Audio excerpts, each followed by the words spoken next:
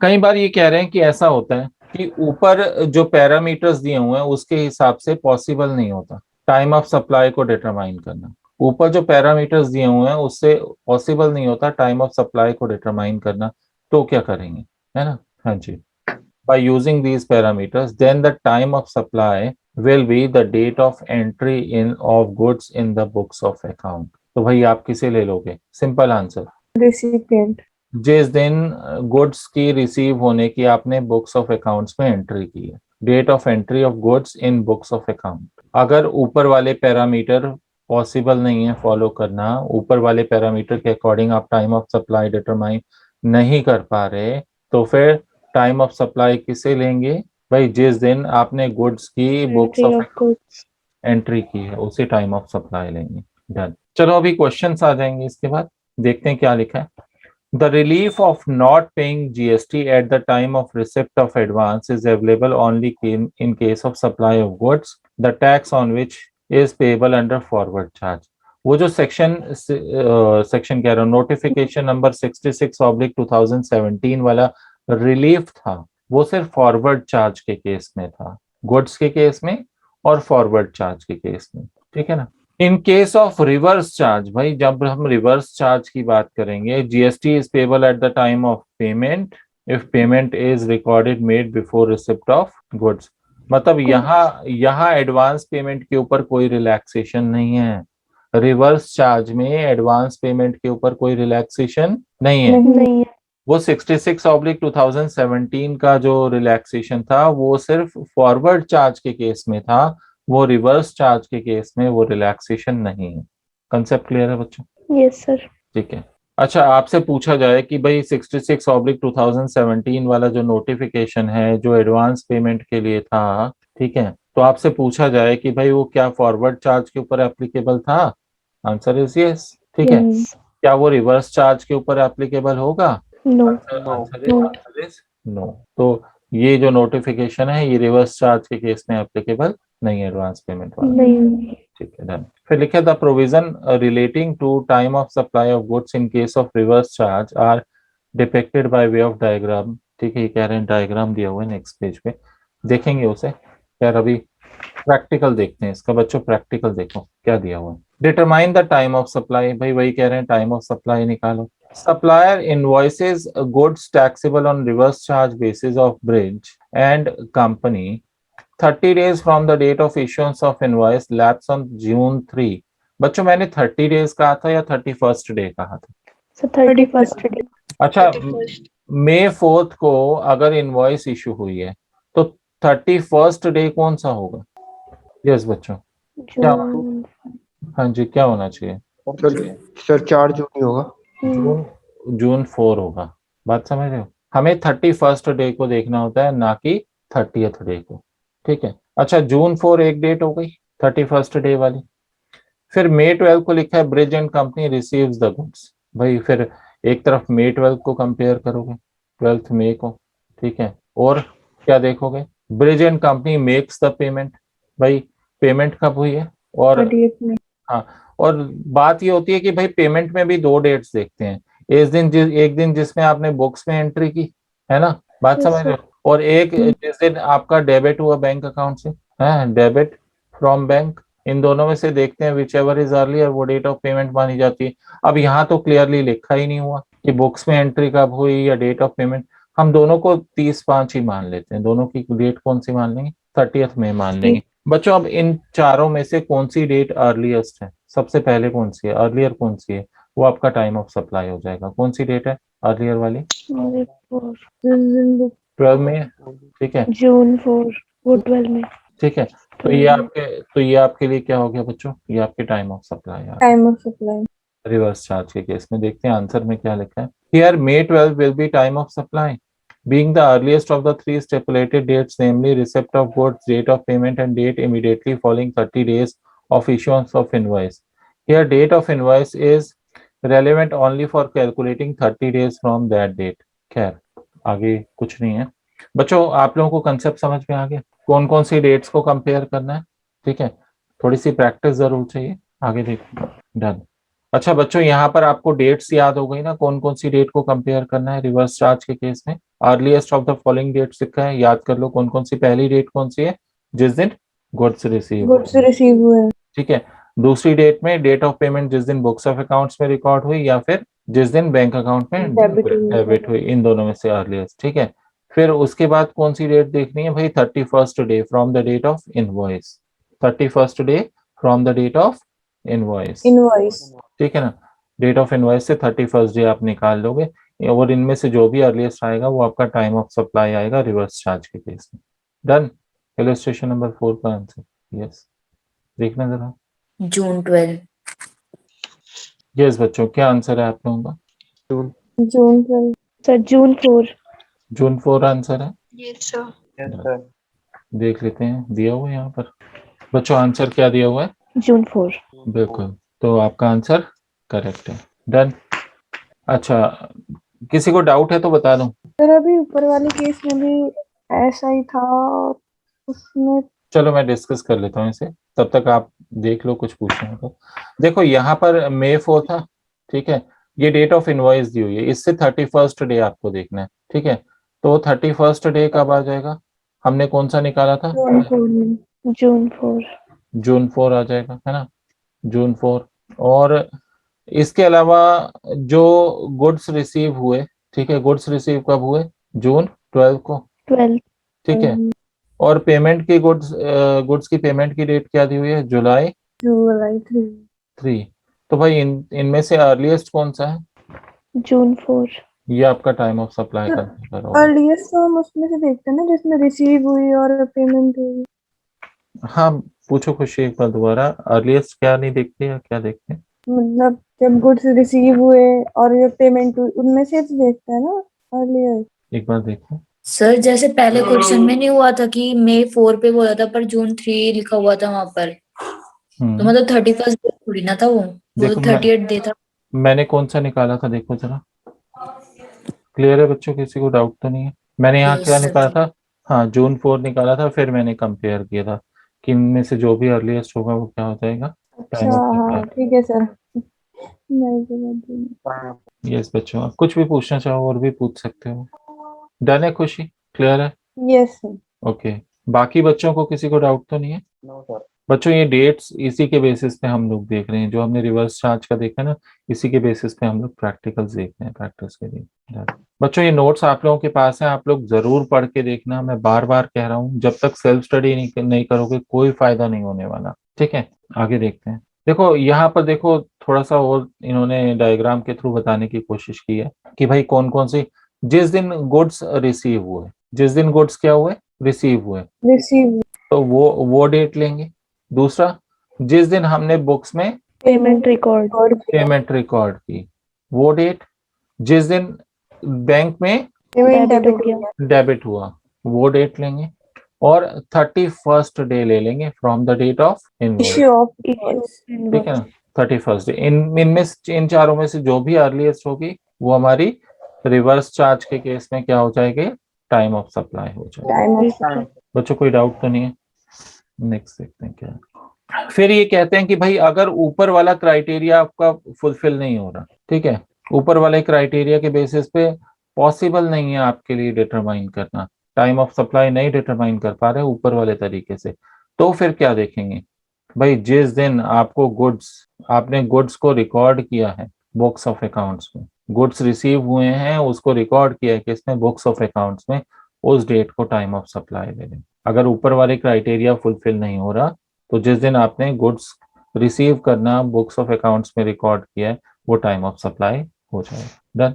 बच्चों वाउचर्स बहुत easy case है, वाउचर्स का भी ध्यान देना इधर। वाउचर्स बच्चों, आपको कई बार वाउचर मिलता है, लिखा होता है भाई एक बर्गर फ्री या फिर एक मूवी टिकट फ्री, या फिर भाई इसके साथ ये प्रोडक्ट फ्री, ठीक है, या 500 रुपीज का discount on purchase of clothes, एक कंपनी का नाम लिखा होगा, ठीक है, जिस कंपनी से आप परचेज कर सकते हो। तो जब वाउचर आइडेंटिफिएबल होते हैं, मैंने जो 3 एग्जांपल दिए वो आइडेंटिफिएबल के एग्जांपल दिए, किसके दिए? आइडेंटिफिएबल। सर आपकी बात से ऐसा लग रहा है कि इसमें आइडेंटिफिएबल को पकड़ना है जैसे 31 में हमने मूवमेंट को पकड़ा था, मूवमेंट ऑफ गुड्स को, यहाँ हम किसको कैच करेंगे भाई, आइडेंटिफेबल है या नहीं है। आइडेंटिफेबल का मतलब होता है भाई कंपनी का नाम लिखा होना और कौन सा प्रोडक्ट ले सकते हो वो पता लिखा होना। अब लिखा हुआ है कि भाई इस वाउचर के अगेंस्ट आप कैमरा परचेज करोगे तो 5,000 का डिस्काउंट मिलेगा, ठीक है। अब आपको पता है इस कंपनी का, सोनी कंपनी का कैमरा आप खरीदोगे तो वहां पर आपको 5,000 का डिस्काउंट मिलेगा, ये वाउचर में लिखा है। ये वाउचर आइडेंटिफेबल है। क्या है? आइडेंटिफेबल। क्यों? प्रोडक्ट पता चल रहा है, कौन सा प्रोडक्ट ले सकते हो, किस कंपनी का ले सकते हो। इसमें वैलिडिटी भी लिखी होती है कि भाई ये इस डेट तक वैलिड है। अगर इस डेट तक आपने ले लिया बेनिफिट तो ले लिया, नहीं तो उसके बाद नहीं मिलेगा, बेकार है। बिल्कुल। तो बच्चों इसे बोलते हैं आइडेंटिफेबल होना। तो वाउचर्स के केस में क्या चेक करोगे, यहाँ लिखा होगा बच्चों, ये देखो आइडेंटिफेबल, क्या लिखा हुआ? आइडेंटिफेबल। अगर तो आइडेंटिफेबल है तो date of issue of voucher को टाइम ऑफ सप्लाई मान लेंगे, बात खत्म। जिस दिन वाउचर इशू हुआ है उसे ही टाइम ऑफ सप्लाई मान लेंगे, अगर क्या है वो वाउचर आइडेंटिफेबल है, किस कंपनी, किस प्रोडक्ट, कितना अमाउंट, है ना, तो वो आइडेंटिफेबल है। लेकिन एक वाउचर आपको दूसरा मिला बच्चों, रिलायंस स्मार्ट का मिल गया। अब वहां से जाके कुछ भी ले सकते हो, कई तरह के प्रोडक्ट्स हैं, आइडेंटिफेबल नहीं है, किस प्रोडक्ट पे है पता नहीं है। बिग बाजार का मिल गया, हर तरह के प्रोडक्ट्स मिलते हैं वहाँ, किस पर क्लेम करोगे? आइडेंटिफेबल नहीं है। और जहां पे आइडेंटिफेबल नहीं है तो किसको लेते हैं? Time of supply, date of redemption को लेते हैं। पॉइंट याद रहेगा। तो वाउचर्स के केस में बच्चों, वाउचर्स के केस में sir date of redemption means? जिस दिन आपने जाके उस वाउचर को क्लेम किया, ओके। जिस दिन आपने जाके वाउचर के अगेंस्ट कुछ परचेजिंग की या उसका बेनिफिट लिया, ठीक है। तो वाउचर्स के केस में हाँ जी, क्या चेक करोगे सबसे पहले? भाई वो आइडेंटिफेबल है, 25। ठीक है। अगर तो वो आइडेंटिफेबल है, इसका आंसर होगा या तो यस या फिर नो। नो। अगर यस है तो टाइम ऑफ सप्लाई किसे लेंगे? Date of issue of voucher. बिल्कुल, डेट ऑफ इशू, बिल्कुल डेट ऑफ इशू आपका टाइम ऑफ सप्लाई कंसिडर हो जाएगा। अगर आइडेंटिफेबल नहीं है, भाई प्रोडक्ट का नहीं पता, किस प्रोडक्ट के अगेंस्ट है कुछ नहीं पता, तो क्या लेते हैं? Date of redemption. रिडम्पशन, ठीक है, डेट ऑफ रिडम्पशन, डन। ये हमारा टाइम ऑफ सप्लाई कंसिडर होगा, ठीक है ना। Date of issue time of supply होगा इस केस में, और इस केस में डेट ऑफ रिडम्पशन हमारा टाइम ऑफ सप्लाई होता है। सप्लाई। बच्चों वाउचर्स का केस रिटेन हो गया। Yes sir. Identifiable, not identifiable दोनों देखें। आइडेंटिफेबल में बताया सोनी का कैमरा बताया मैंने एग्जांपल कि भाई वो जाकर उस पर डिस्काउंट ले सकते हो या सोनी का कैमरा मिलेगा, है ना। नॉट आइडेंटिफेबल में भाई जहां प्रोडक्ट स्पेसिफाइड नहीं होता, सर्विस स्पेसिफाइड नहीं होती, ठीक है। कोई भी प्रोडक्ट चूज कर सकते हो, कोई भी सर्विस ले सकते हो, जहां आपके पास चॉइसेस हैं, ऑप्शन है, वहां नॉट आइडेंटिफेबल होता है, ठीक है। और नॉट आइडेंटिफेबल में डेट ऑफ रिडम्पशन हमारा टाइम ऑफ सप्लाई कंसिडर होता है। डन बच्चों, आगे बढ़े। देखो यहाँ एग्जांपल्स दिए हुए हैं, एग्जांपल्स को देख लेते हैं क्या लिखे हुए हैं। यहाँ लिखा है Acme sales limited sells food coupons. भाई फूड कूपन्स हैं to a company. The company gives these coupons to its employees as part of the agreed perquisites. भाई परक्विजिट्स की फॉर्म में कंपनी अपने एम्प्लॉइज को दे रही है। The coupons can be redeemed for purchase of any food item of food provisions in outlets that are part of the program. As the supply against which the coupon will be redeemed is not known on the date of the sale of the coupon, the time of supply of the coupon will be date of which employee redeems. ये कह रहे हैं यहाँ पर ये identifiable नहीं है, क्योंकि आप फूड में क्या ले रहे हो वो पहले से कंफर्म नहीं है। नहीं, आपके पास चॉइसेस हैं, आपके पास चॉइसेस हैं, एम्प्लॉयज के पास चॉइसेस हैं, ठीक है। एक्मे सेल्स भाई फूड कूपन्स बेच रही है, ठीक है। एक कंपनी ने वो फूड कूपन्स खरीदे और अपने एम्प्लॉयज में बांट दिए, बात समझ रहे हो। एक्मे सेल्स फूड कूपन्स बेच रही है, एक कंपनी ने वो फूड कूपन्स एक्मे सेल्स से खरीदे और अपने एम्प्लॉयज में बांट दिए, डिस्ट्रीब्यूट कर दिए एज अ परक्विजिट, कि भाई ये आपकी परक्विजिट है फूड कूपन्स। अच्छा, उन फूड कूपन्स के अगेंस्ट जाकर वो कोई भी फूड वगैरह ये सब चीजें ले सकते हैं फ्रॉम द आउटलेट्स, ठीक है। जो भी आउटलेट्स हैं एक्मे सेल्स के, उनसे फूड वगैरह आइटम्स ले सकते हैं, ठीक है। As the supply against which the coupon will be redeemed is not known. भाई यहाँ पर आइडेंटिफेबल नहीं है, not identifiable. On the date of the sale, on the date of the sale, ठीक है। The supply of the coupon, the supply of the coupon will be कौन सी मानी जाएगी? रिडम्पशन की डेट, डेट ऑफ रिडम्पशन। ठीक है ना, डेट ऑफ रिडम्पशन, जिस दिन उन कूपन्स के अगेंस्ट उन्होंने कुछ फूड वगैरह कुछ परचेज किया। कर लिया। बच्चों नेक्स्ट एग्जांपल देखते हैं। नेक्स्ट पॉइंट क्या लिखा है? With each purchase of large pizza during the Christmas week from Perfect Pizza one can buy a voucher of ₹20 which will be redeemable till 5th Jan for a small pizza। भाई अगर आप large pizza purchase करोगे तो आपको ₹20 का voucher मिलेगा जिसे आप 5th Jan तक यूज कर सकते हो। वो भी किसके लिए? स्मॉल पिज्जा के लिए। स्मॉल पिज्जा के लिए, ठीक है। As the supply against which the voucher will be redeemed is known. क्या सप्लाई नोन है? Yes sir. Is known on the date of issue of the vouchers. भाई क्या मिलेगा उस वाउचर के अगेंस्ट, क्या मिलेगा ये पहले से पता है। स्मॉल पिज्जा पे डिस्काउंट मिलेगा, किस पे डिस्काउंट मिलेगा? तो यहाँ पर क्या हो गया? आइडेंटिफेबल हो गया at the time of supply. तो भाई यहाँ पर टाइम ऑफ सप्लाई किसे लेंगे? Date of issue of voucher. Date of issue को।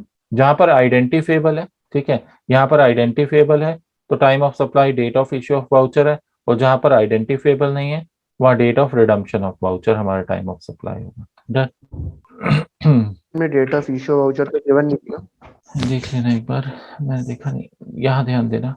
Time of supply of vouchers exchangeable for goods. देखते हैं food pass. Any food item can be purchase from food pass. भाई एनी फूड आइटम, हाँ जी, जहां पर any food item आ गया means identifiable नहीं है। नहीं है भाई पहले से फिक्स नहीं है कौन सी फूड आइटम पे का वाउचर है, तो क्या हो जाएगा? Not identified at the time of issue of the voucher. Redemption. तो डेट ऑफ रिडम्पशन आपका टाइम ऑफ सप्लाई क्या हो जाएगा? Date of redemption. ठीक है। अच्छा, जहां पर लिखा है कि भाई ये कूपन सिर्फ शर्ट खरीदने पे अप्लाई होगा, ये वाली शर्ट है सिर्फ इसी को परचेज करोगे तो ये कूपन आपका ये डिस्काउंट अप्लाई होगा, तो ये क्या हो गया? Only A shirt can be purchase from the shirt coupon. तो यहाँ पर आइडेंटिफेबल हो गया, और जहाँ आइडेंटिफेबल हो गया वहां पर टाइम ऑफ सप्लाई क्या होगा? Date of issue of voucher. Done बच्चों, रिटेन हो गया, पक्की बात। नेक्स्ट देखते हैं। अब आता है रेजिडुअल केसेस। रेजिडुअल केसेस ना थोड़ा सा अजीब सा लगता है कि भाई जहां पर ऊपर वाले पॉइंट्स अप्लाई नहीं होंगे वहां रेजिडुअल केस होगा, लेकिन अगर शॉर्ट में बोलूं तो ये रेजिडुअल केस ना वहां अप्लाई होता है जहां आप लोग जीएसटी की चोरी करने की कोशिश करते हो। किसकी कोशिश करते हो? जीएसटी की चोरी करने। हाँ, जीएसटी इवेड करने की कोशिश करते हो और सरकार आपको पकड़ लेती है। ठीक है, सरकार कैसे पकड़ लेगी भैया? आपने जब आप चोरी करने की कोशिश करोगे तो भाई मान लो आप किसी को सर्विस प्रोवाइड कर रहे हो, तो अगला कहेगा मुझे बिल नहीं चाहिए जीएसटी का। क्यों नहीं चाहिए? मुझे जीएसटी नहीं देना। आप बायर से पेमेंट भी कैसे लोगे? बैंक में लोगे, कैश लोगे? कैश में। भाई कैश में देना अगर जीएसटी से बचना है तो, नहीं तो 18% जीएसटी लग जाएगा या 28% जीएसटी लग जाएगा। तो क्या कहेगा बायर? कहेगा ठीक है आप एक काम करो, आप भी रिसिप्ट मत दो और मैं भी आपको पेमेंट कैश में कर देता हूँ। ठीक है, लेकिन फिर सरकार अगर आपको पकड़ लेती है, किसी तरीके से पता चल जाता है या आपके ऊपर छापा पड़ता है और आपके पास कैश निकलता है और जीएसटी लगा दिया जाता है आपके ऊपर, तो भाई आपके लिए टाइम ऑफ सप्लाई कौन सा माना जाएगा? तो उस केस में तो कोई सॉल्यूशन बचता नहीं है ना। तो उस केस में सॉल्यूशन क्या है भाई? जिस दिन आपकी ड्यू डेट है रिटर्न फाइल करने की, बात समझ रहे हो? जिस दिन आपकी ड्यू डेट है रिटर्न फाइल करने की, या फिर और in any other case date on which GST is paid, जिस दिन आपने जीएसटी पे किया। ठीक है, तो भाई वही वही आपके लिए क्या मान लिया जाएगा? टाइम ऑफ सप्लाई मान लिया जाएगा। वैसे ऐसा कोई केस एग्जाम में आता नहीं है, बट हमें तो रेजिडुअल केस भी याद रखना होगा। सेक्शन कौन सा है? Section 12 subsection 5। भाई अगर ऊपर वाले प्रोविजन अप्लाई नहीं हो पा रहे तो रेजिडुअल वाला केस हम अप्लाई करेंगे। बच्चों सेक्शन 12 सबसेक्शन 2 किसका था? हाँ जी, सेक्शन 12 सबसेक्शन 2 किसका था? Forward charge. Forward charge. Section 12 subsection 3 किसका था? RCM. RCM reverse charge. Section 12 subsection 4 किसका था? वाउचर। रिवर्स ये वाउचर्स का है ना, किसका? वाउचर्स का। और सेक्शन 12 सबसेक्शन 5 किसका है? Residual case. रेजिडुअल केस का है। डन। तो ये तो हो गया हमारा गुड्स से रिलेटेड टाइम ऑफ सप्लाई का दी एंड।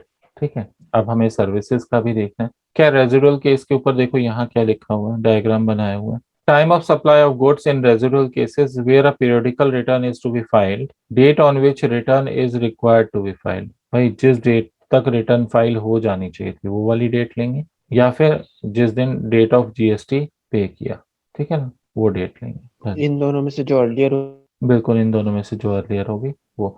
वैसे पता है क्या, वैसे तो ध्यान देना, अदर केसेस लिखा हुआ है यहाँ पर। क्या लिखा हुआ है? Other cases. Other case. जहाँ रिटर्न फाइल की डेट अवेलेबल नहीं है तो क्या करोगे? तो फिर जिस दिन रिटर्न, देखो ऐसा भी तो हो सकता है आप रजिस्टर्ड ही नहीं, ठीक है, आप रजिस्टर्ड हो ही नहीं, आप रिटर्न फाइल कर ही नहीं रहे, ठीक है, आप पर तो सीधा सरकार ने केस बनाया। तो भाई अगर अगर आप रिटर्न फाइल ही नहीं कर रहे तो किस डेट को लेंगे? जिस दिन आपको जीएसटी पे करने के लिए कहा गया, ऑर्डर इशू हुआ, आपने जीएसटी पे किया, ठीक है, फिर वो डेट मानी जाएगी आपकी टाइम ऑफ सप्लाई। क्या मानी जाएगी? Time of supply. Time of ठीक सप्लाई। है। देखो अगर तो रजिस्टर्ड है, रिटर्न फाइल कर रहा है, तो रिटर्न फाइल करने की डेट को टाइम ऑफ सप्लाई ले सकते हैं, ठीक है। लेकिन अगर वो रिटर्न फाइल नहीं कर रहा, अनरजिस्टर्ड है, ठीक है, उसका कोई ऑब्लिगेशन ही नहीं है रिटर्न फाइल करने का, बस सरकार ने बस उसे पकड़ लिया, तो भाई तो उसको टैक्स पे करना पड़ रहा है क्योंकि ऑर्डर इशू हुआ है, समझ रहे हो? उनकी तरफ से, डिपार्टमेंट की तरफ से ऑर्डर इशू होता है कि भाई आपका इतना टैक्स बनता है, जमा कराओ। तो भाई जो पेमेंट की डेट है वही आपका टाइम ऑफ सप्लाई कंसिडर हो जाएगा। Done?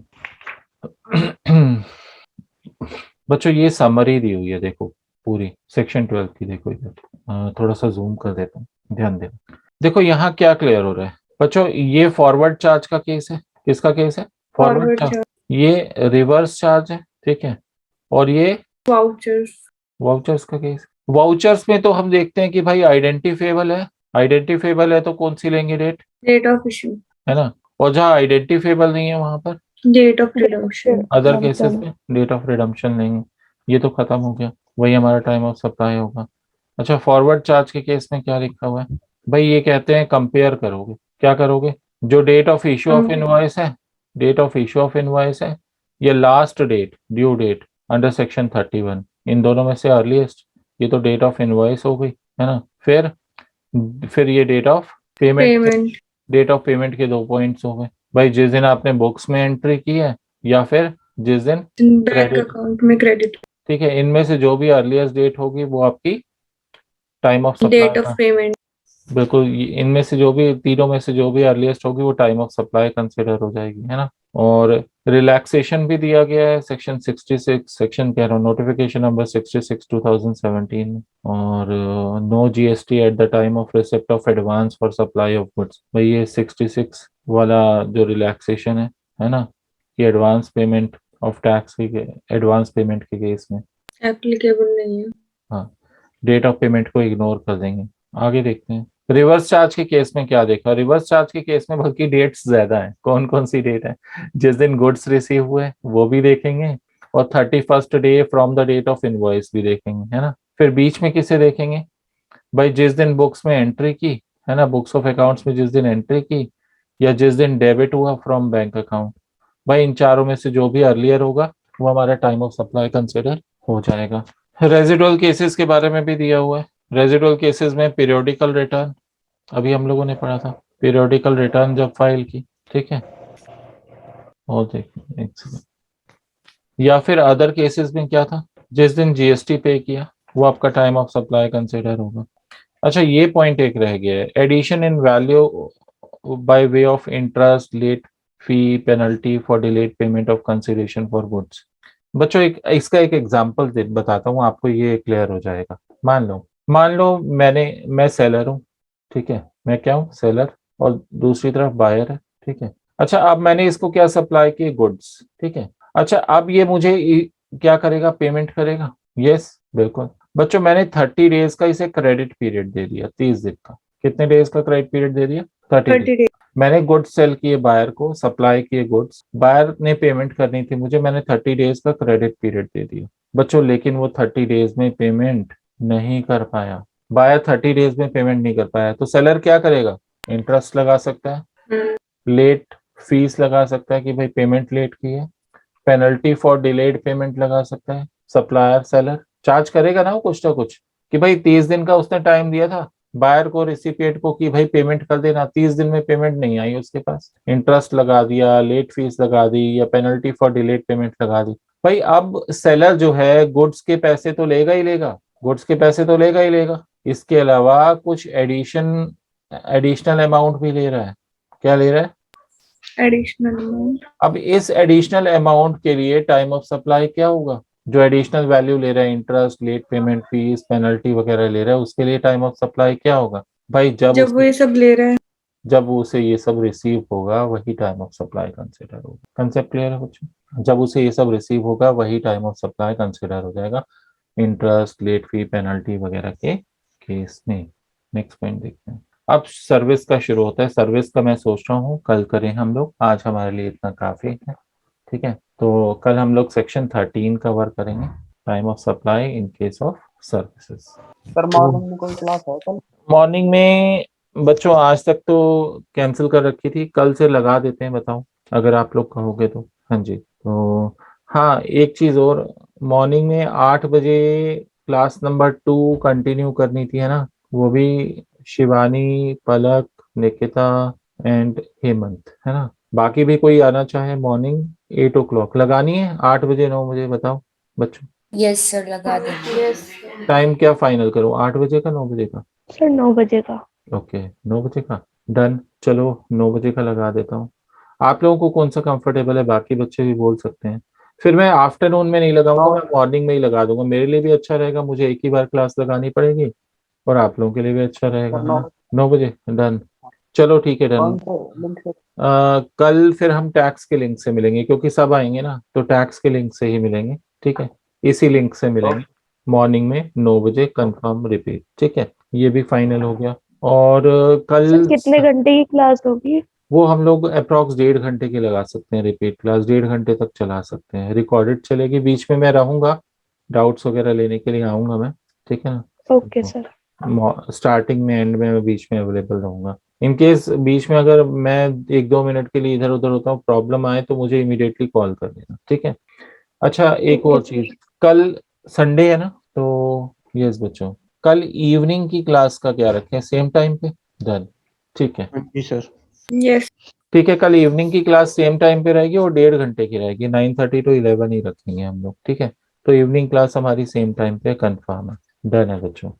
अच्छा एक चीज और, पीजीबीपी किसी को करना है? देखो जिनको करना है उनका तो पता ही है। आप लोगों का हो गया वैसे? खुशी आपका? हाँ जी सर, हो रहा है। चलो ठीक है, डन। हो सकता है फिर कल पीजीबीपी की क्लास हम लोग कल या परसों में फाइनली स्टार्ट करें। ठीक है ना? तो वो टाइम में इनकम टैक्स का अलग से बता दूंगा, फिर आप लोगों को इन्फॉर्म कर दूंगा। ठीक है बच्चों, अभी के लिए गुड नाइट। अच्छे से good night revise. Sir, thank you. Most welcome good night sir, thank you. Welcome dear, good night. Thank you sir. Welcome बच्चों।